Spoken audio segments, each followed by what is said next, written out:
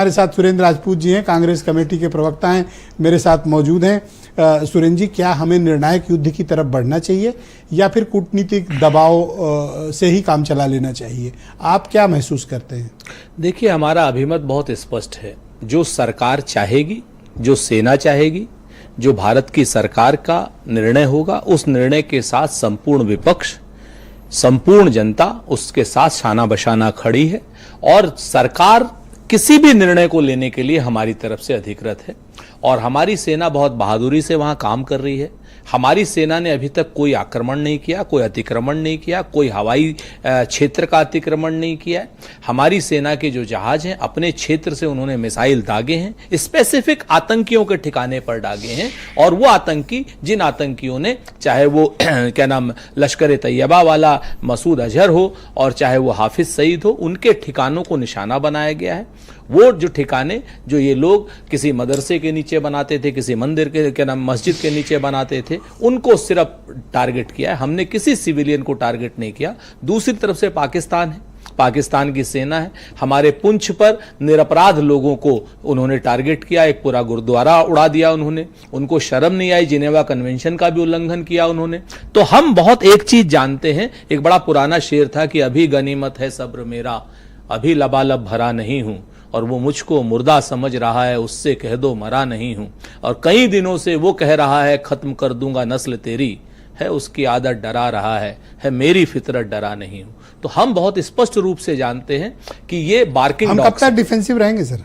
हम sir defensive नहीं है, हमें उत्तर देना आता है। हम शांति प्रिय देश हैं, हम युद्ध के उन्मादग्रस्त देश नहीं है। हम बहुत स्पष्ट है, सरकार किसी की भी हो, सरकार आज कांग्रेस की नहीं है, भारतीय जनता पार्टी की है, लेकिन देश की सरकार है।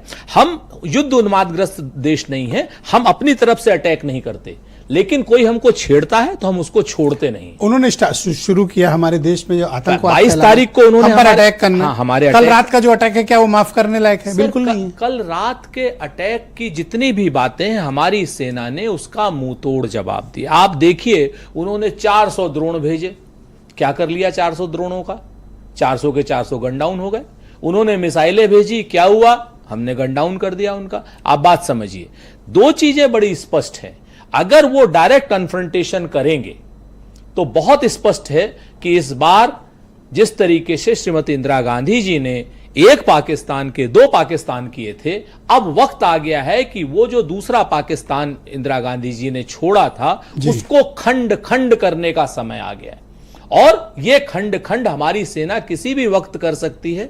सिर्फ सेना को क्या है कि सेना जो है हमारी नियम से बंधी है, कानून से बंधी है, हमारे शीर्ष नेतृत्व से बंधी है। जैसे ही हमारे नेतृत्व का गो हेड होगा तो हमारी सेना बिल्कुल पूरी तरीके से उनको घायल कर। नहीं सर, अभी 30 सेकंड, सिर्फ 30 सेकंड आज मोहलत दीजिए। नहीं, मुझे सिर्फ 30 सेकंड दीजिए, बहुत इंपॉर्टेंट है। अब देखिए, एक कुछ चीजें हैं जो हमारी शिकायतें भी हैं। हमारी शिकायतें आपके साथी चैनलों से, जिसको आप हमारा जो आपकी मित्र मीडिया है, जिसको आप हमारा मित्र मीडिया या गोदी मीडिया, असल में शाम में आप वहीं दिखते हो, तो मुझे लगता है मैं आपको बताऊं कि कल वो उन लोगों ने कैसा स्थिति पैदा कर दी।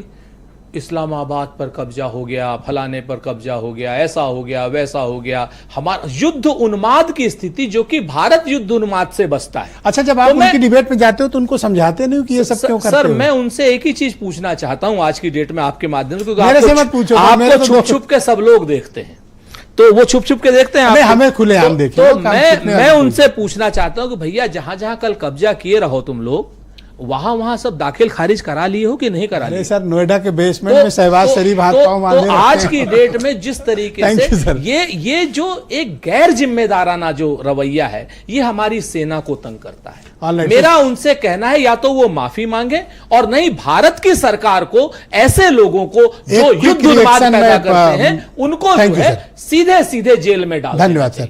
Major general